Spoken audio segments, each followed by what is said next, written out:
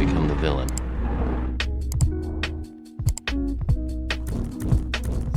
It's your host Esau Flea. We are back today with a very special episode of Chilling with the Villains. This is our weekly news podcast where we get together, talk about all of the news that dropped this week, whether it's like movies, video games, TV shows, anything like that.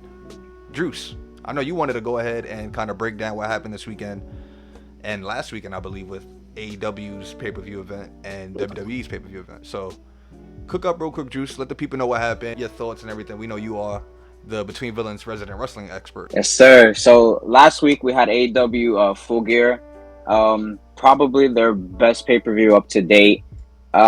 Pretty brief explanation about it. So it was about, the runtime was about 3 hours, 3.5.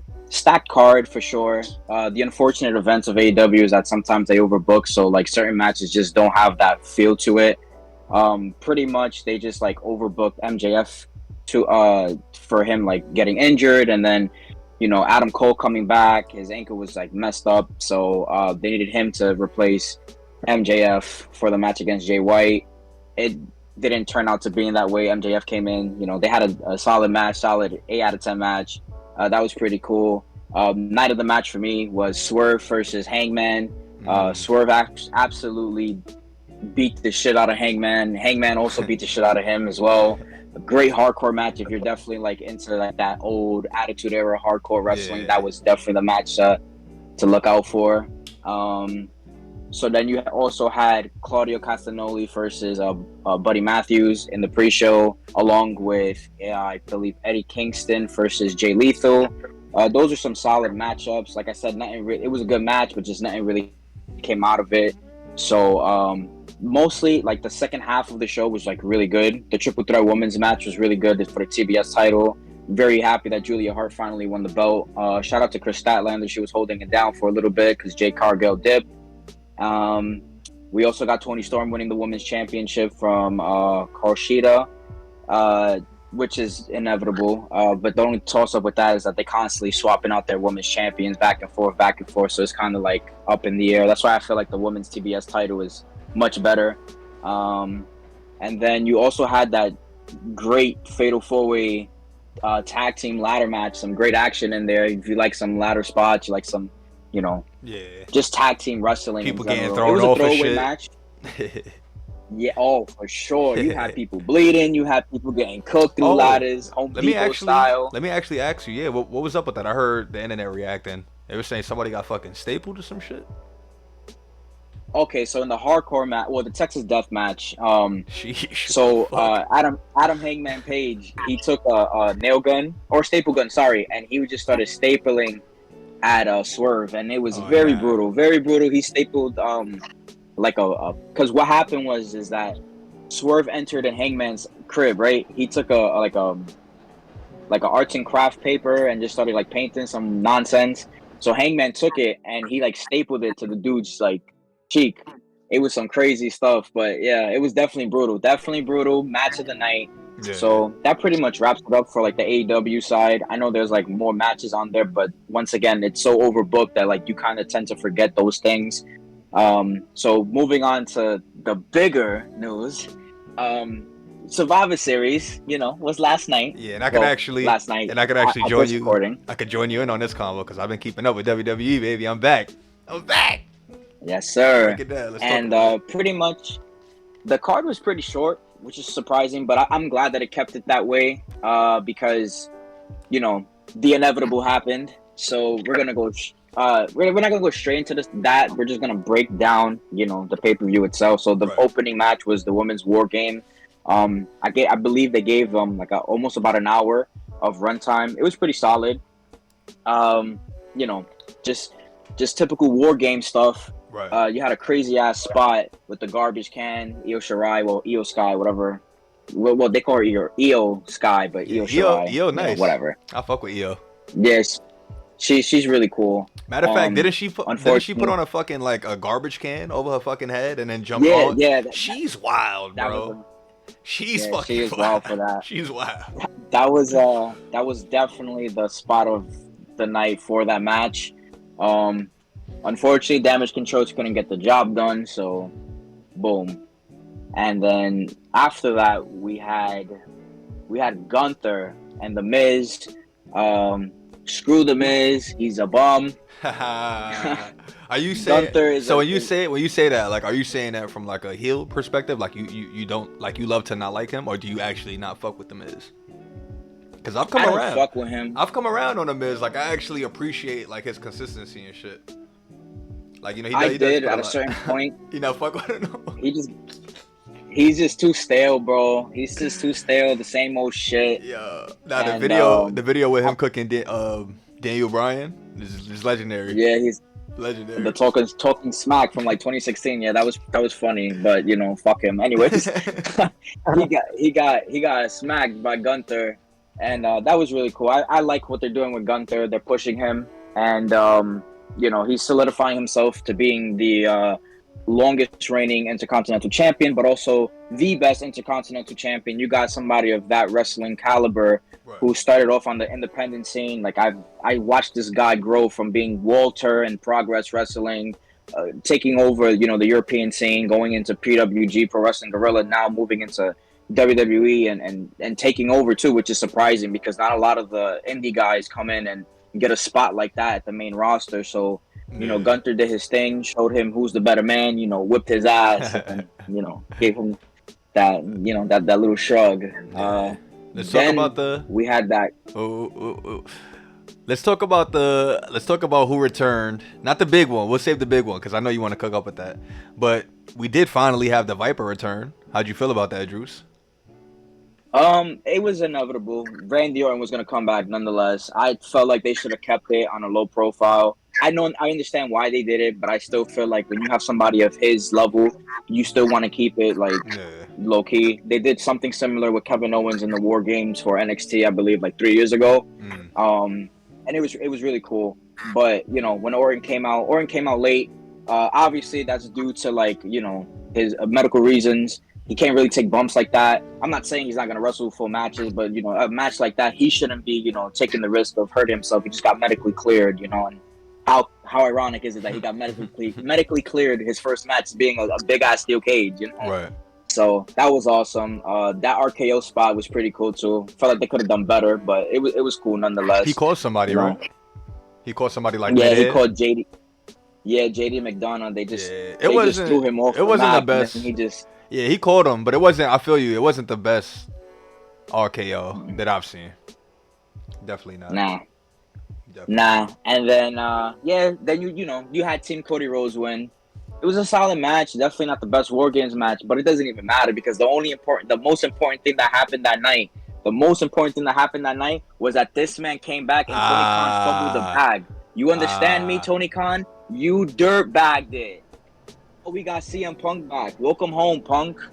The best. How'd you feel about his return and shit? You think they handled that the right way? Oh man, they absolutely did. I know there are numerous reports that are stating that it was a last minute thing. However, I don't buy into that. You know, I feel like they were in talks prior to this. I feel like that at least the talks started in October. Right. Punk got fired from AEW in September.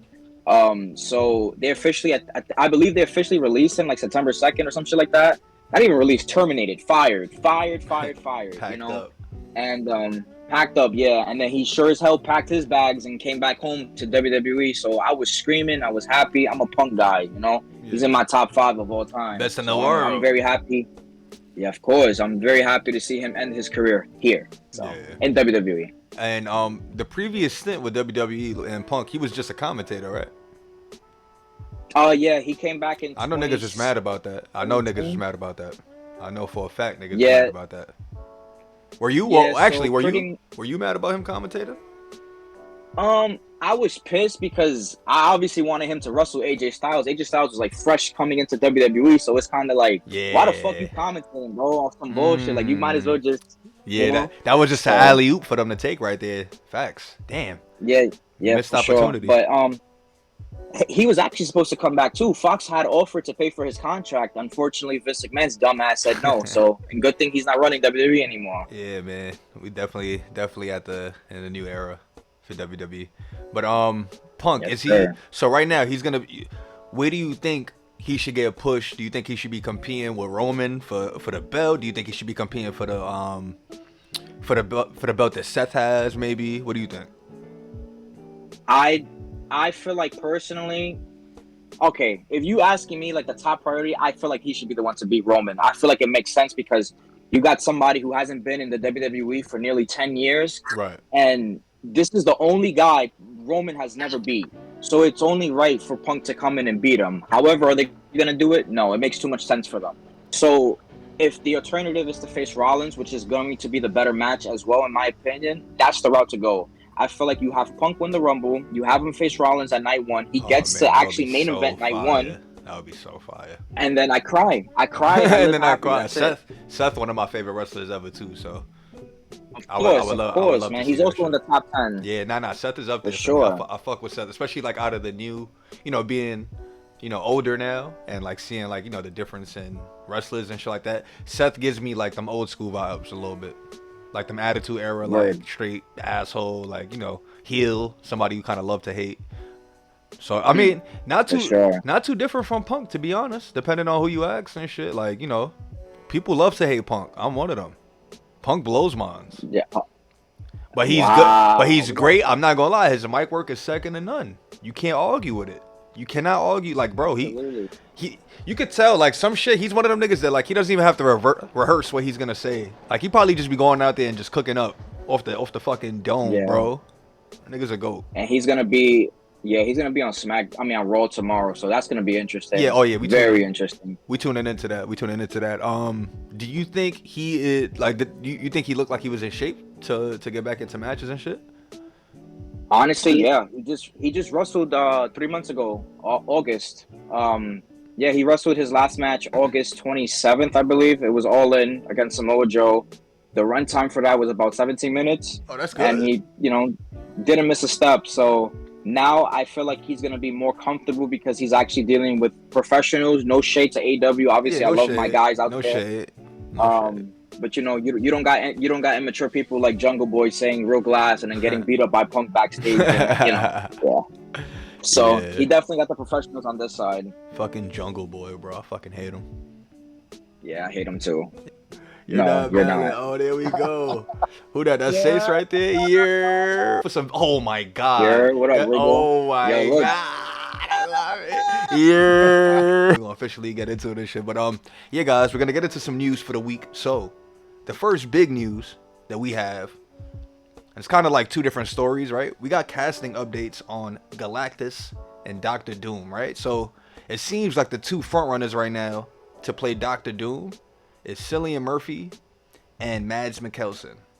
I know John Hamm also threw his hat in the acting, like, in that pool this week as well. So it seems like Marvel may have their eyes on those two, and then John Hamm also just threw his hat in there, so we don't know what's gonna come from there.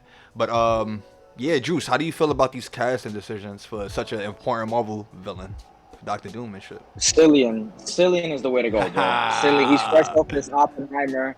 Like, come on, bro. He, especially for that kind of character, like, he's perfect for that role. It's not too nonchalant, but very evil. Very. I feel like a lot of here's my thing on Doom. I feel like a lot of people misinterpret how, or they like neglect the fact of how powerful he really is, just because of like what they see on the Oh Fantastic Four movie, and it's like, bro, this guy could literally manhandle so much. Like, that's a whole nother topic, but Cillian Murphy is definitely the perfect role for that. I'm not gonna lie. Cillian Murphy is definitely he's a great actor. Both actors are great. Right. Like I said, if I'm not mistaken, like one of the last actors, the other guy he played in like Baby Driver, so you could see how he could get like sinister and stuff like that. But like Cillian Murphy, you know him from Scarecrow, 28 Days Later, all that shit. Mm-hmm. Right. And if I'm not mistaken, you would want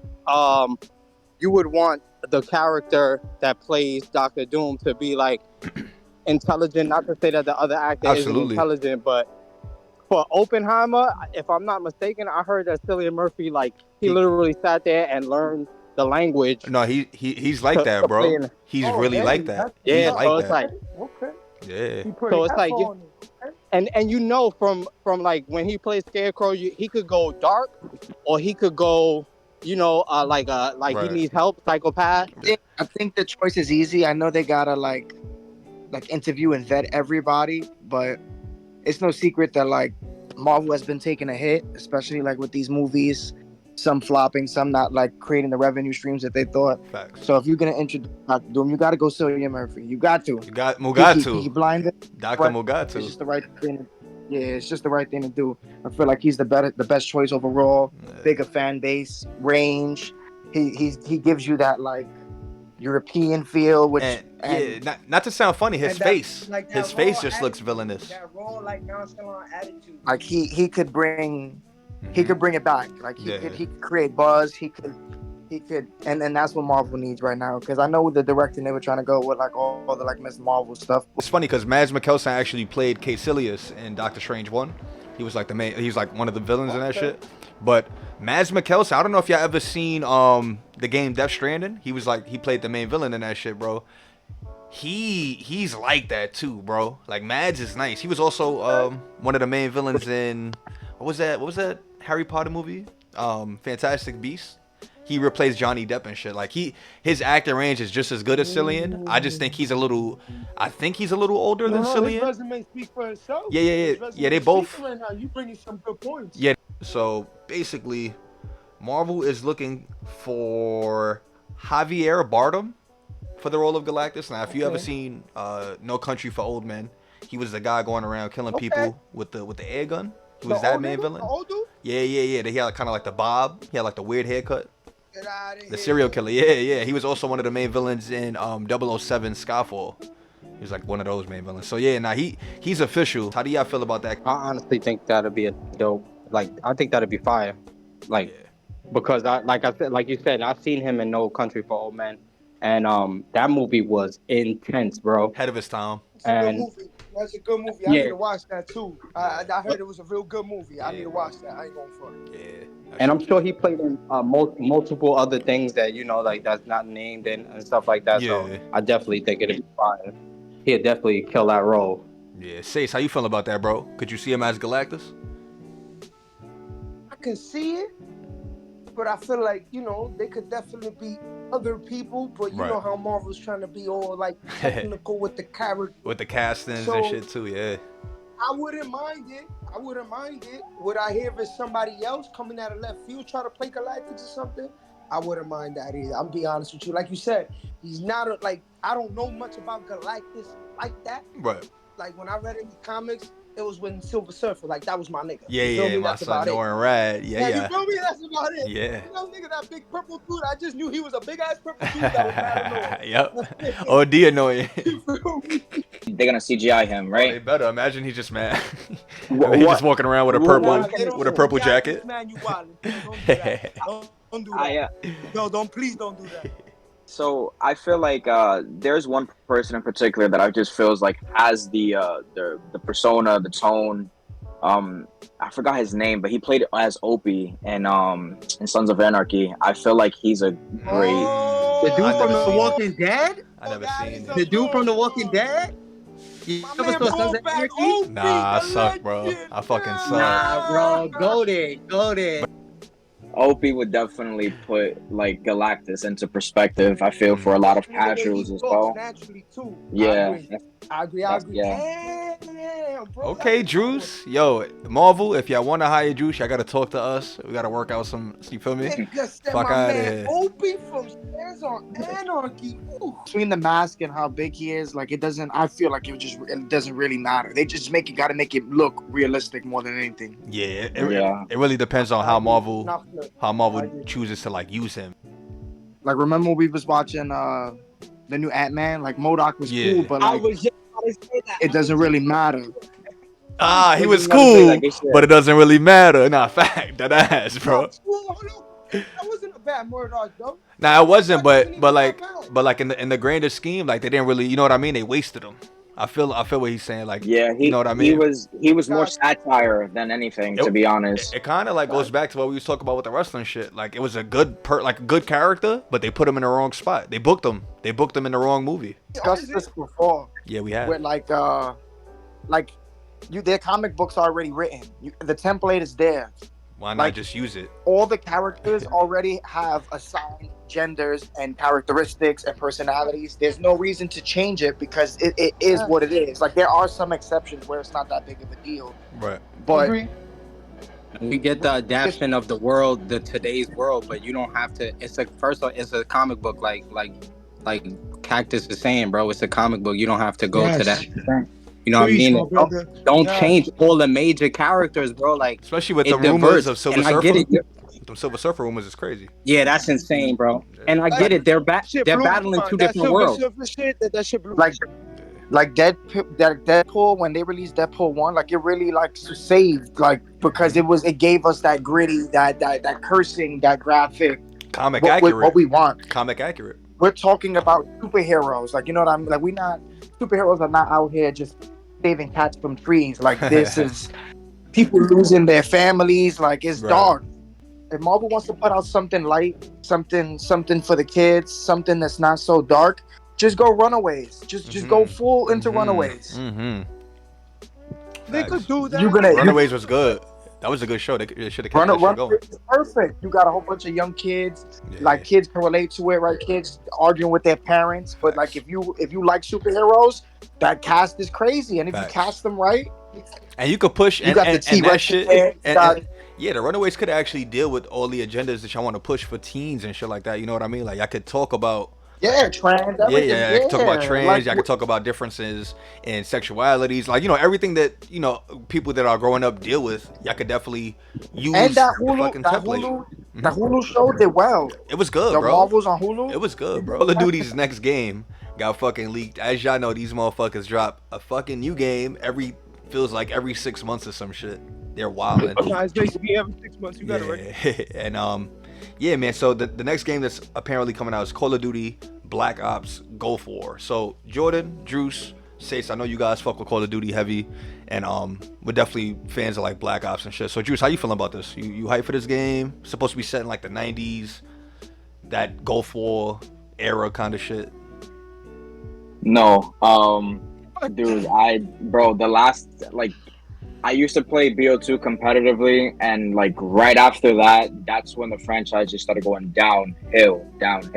I get it, they revitalized Modern Warfare back in, like, what, I think it was like 2017 or some shit like that. Yeah. And then, you know, it's just, what kills it off is you're constantly pertaining to like PC gameplay.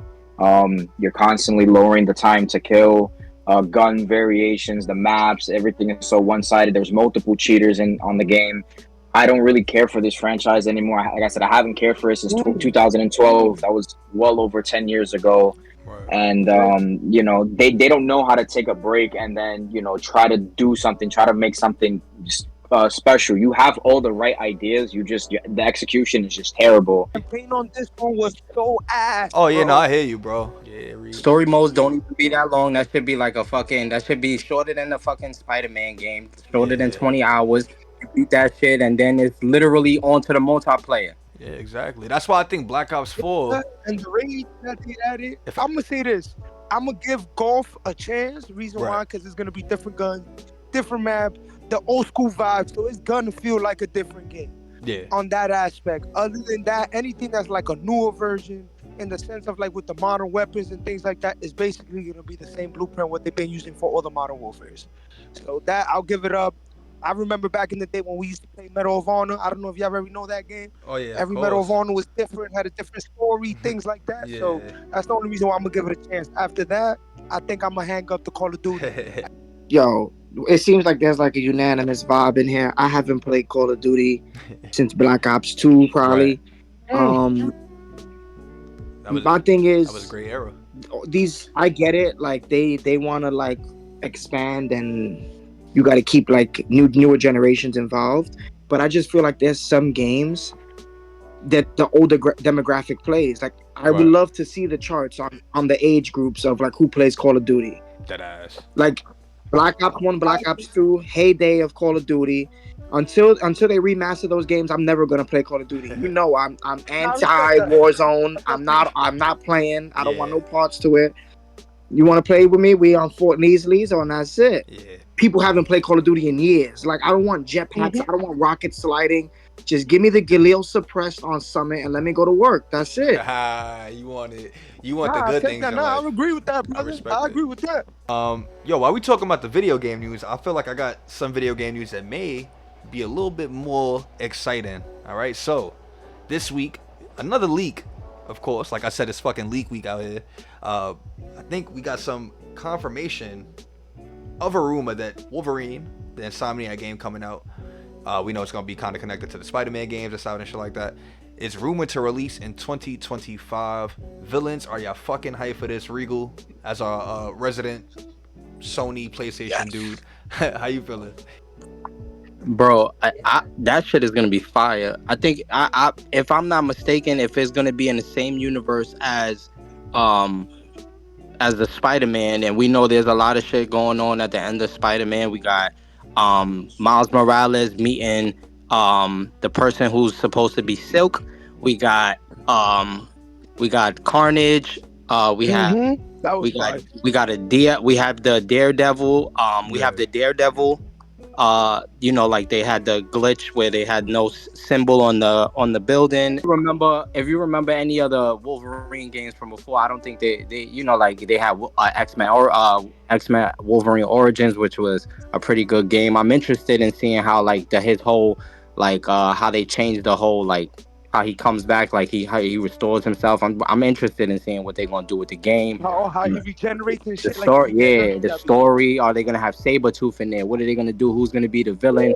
If they're gonna eventually talk about the X-Men, because Wolverine has a lot of different ties to other shit other than the X-Men in Marvel Universe. So this may be a Wolverine game that doesn't really have too many ties to what's going on with Professor X, Cyclops, and them niggas. It could very well be a Wolverine game that maybe sees him travel to Japan, you know what I mean, to Canada and the mountains and shit like that. So we really don't know. I'm hoping it's gonna be an open world game, because Insomniac is really good at making these big open worlds and shit like that. But it's also a possibility that the game could take place in the Savage Land and shit. So it's gonna be interesting. Y'all gotta understand this. And y'all gotta remember this: if it becomes a Sony exclusive for the P5, it is, bro. It's made by Insomniac. It's gonna be fire. So they don't lack on the game, bro. To me, remember we had that conversation about the game of the year. I feel like the most prettiest, well done game, balanced from head to toe, was Spider-Man. Yeah. And if they take that same example and incorporate it with Wolverine, amazing. Yeah, man. So Juice, how you feeling about the Wolverine game, bro? You hyped for that? Would you be getting a P5 to play that shit? Oh shit, he might be busy. So good. Jordan, how you feeling, bro? How you feeling about a potential Wolverine game in 2025? Would you get that shit? Would you play it? I mean, to be honest, I don't remember the last time I bought a video game. Dang. I'm not gangster. I'll be busy. Hold on. What my man just said? Yeah, facts. I respect it, bro. Yeah, I respect it, though. That was facts. I'd be busy. The times that I do have to play, I really can't dedicate mad time to video games. Yeah. If I respect it. My next game that I'm getting is GTA 100%. I'm getting that. But games like that, I played old school Spider-Man, with the open world. But since I personally wouldn't buy it. It's just not. I don't have the time, and it's also not my cup of tea. Yeah, but I do see on Instagram they be having the reels of Spider-Man jumping between buildings and the movement. It does look like a dope game. So if they do have that same concept for Wolverine, it might be dope, because he can move like that too. Just fake fast jumping. Imagine you have a bike. Imagine you got Wolverine's fucking bike and this shit, motorcycle. That would be fucking fire. Ooh, I feel like Days Gone fire. Ooh. I feel like the movie, the cinematic universe, movies and games need to swap roles. Yeah. Movies are just doing remakes, and games are trying to revamp it. We need to just swap it and let them come out. You couldn't, not for nothing. Let them come out with new movies, and then just let the game start putting out what works, what we want. Just go back. That's it. That's a fact. I like how he stated that it's true. The video movies are trying to remake them, and the video games are actually trying to revamp them. That is a fact.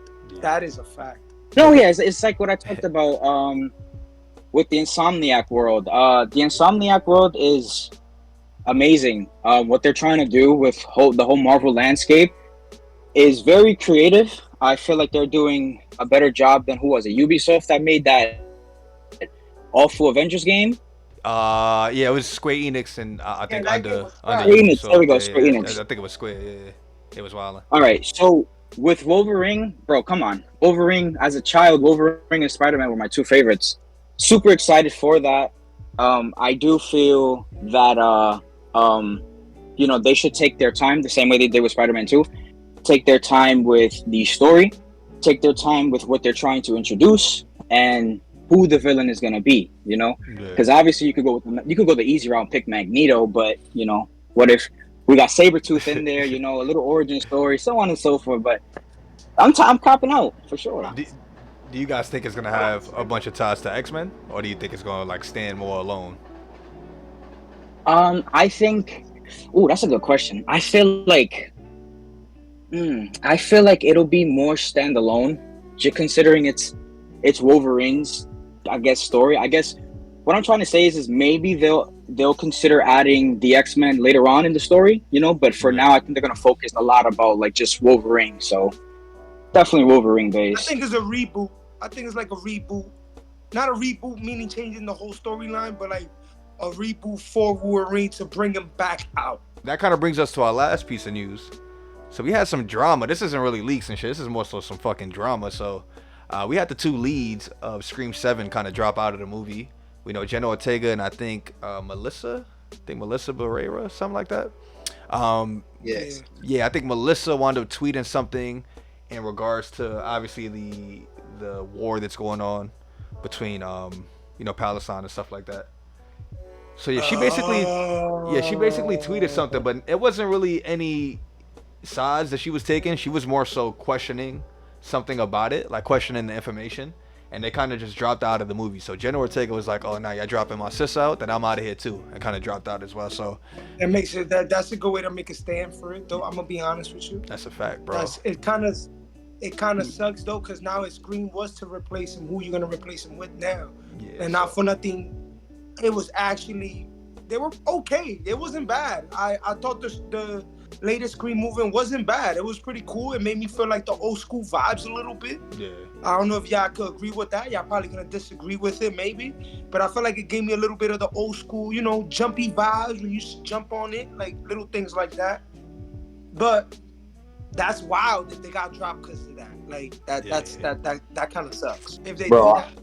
Honestly, it's not so surprising because like the news, the way Jenna Ortega kind of like left immediately after and said that it was due to like Wednesday conflict, like scheduling conflict. Right. I knew it was probably had something to do with Melissa. Shorty. And she probably used that as an excuse so she don't get sued by them niggas. Right, absolutely. You know what I mean? And don't get me wrong, the Scream movies was the last couple of installments, the last one was pretty fire. Yeah. I was gonna ask you, because I know you're a movie buff dude. I wanted your opinion on this. Definitely. Yeah, I thought it was interesting. It was definitely a head turner. It was a twist in there, man. But the news that they're saying, like it's I don't know, man. I think they're gonna have a lot of backlash with it too, because if I'm not mistaken, so I don't know if you already said it, Flea. They're supposed to try to like get I think her name is Campbell. Yeah, shorty from the first movie or second movie or some shit like that. Yes, yeah. So I know that's gonna bring back a lot of time. Right. Yeah. Because like you said, Melissa didn't. It was just a question. It was more so a question. It seemed like it was more. Let's say it seemed like more so a question. Let's not like indulge. She wasn't taking sides or like really sides or not like that, right? So it seemed, so it'll bring a lot of conflicts. But I mean, to keep the franchise alive, they're gonna try to do something. It would be interesting to see what they do as far as bringing her back, killing off the other people. That's a lot. Yeah, man. So, quick question again. I want to ask you this real quick, bro. My fault, Flea. No, you good. I want to ask you, would you mind if they would have done another one with them? Like, because like you a movie head here, so I just really want to hear your opinion on that. Would you mind if like let's just say, would you like, not mind, would you like Scream to have them again? Would have been dope if they would have came back again for another Scream. The OGs, or are we talking The two girls. Oh nah, it would be. If I'm not mistaken, they left off Scream 6, 7. What we on? I think 6. Well, we're about to be 7. Yeah. 6 All just right. came out. So if I'm not mistaken, Damn, I'm 6, way off. My fault, yeah. 6 kind of like it was. If I'm not mistaken, at the end of it left like a look into another one. So it's like how, like I said, So how you gonna do that? You know what I mean? Without them, you know what I mean? You're gonna kill them off. Are you gonna kill them off screen? Like what's his name? Jamie Kennedy. Remember, we didn't see him get killed. We just saw a videotape. Wait, he got killed? Yeah. No. Remember? So all right. So for those who aren't caught up, on the new Scream, just briefly. So like remember in the old Scream, whatever her name was, the main girl, Sydney Campbell. She went to the trailer, and then we had an encounter with Jamie Kennedy's supposed sister. She came out the trailer. She showed her the videotape where he was like, "Yo, if you're watching this, I'm dead." Whatever the case is. 2 of the kids in this movie, if I'm not mistaken, if you've seen 6 or if you saw 5, one of the ones, I think they're the twins. Those are his kids.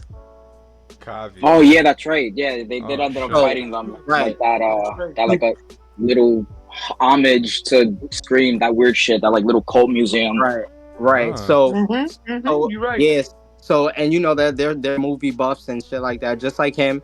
But how would you, what I mean? Like, how would you bring Cindy Campbell back? I don't know how you know what I mean? Like, what's her interest? What's the story? Are the girls? Yeah, like, are the girls missing? No matter, like, you know what I mean? Maybe she's on some shit where she's hunting Ghostface down now. Would have been dope. That would have been very fun. So that would have been a switch it. fucking crazy twist. Are they gonna switch it now? And the person that's gonna be the villain is fucking Sidney Prescott? Nah, bro? it's fucking Come on, Shaggy. dude. It's fucking Shaggy from Scooby Doo. He's back. But it's a lot of shit to look forward to, guys. As you know, chilling with the villains. Me here every week. So Sace, thank you for pulling up, bro. You better be on next week. I appreciate you better be on next week. We got some other shit cooking up. Excuses. We got some other shows and shit cooking up that Sace is gonna be a part of and all that, guys. So hit that like and subscribe button, turn the notifications on wherever you might have podcasts and shit like that at. And yeah, guys, be safe and until next time. Peace.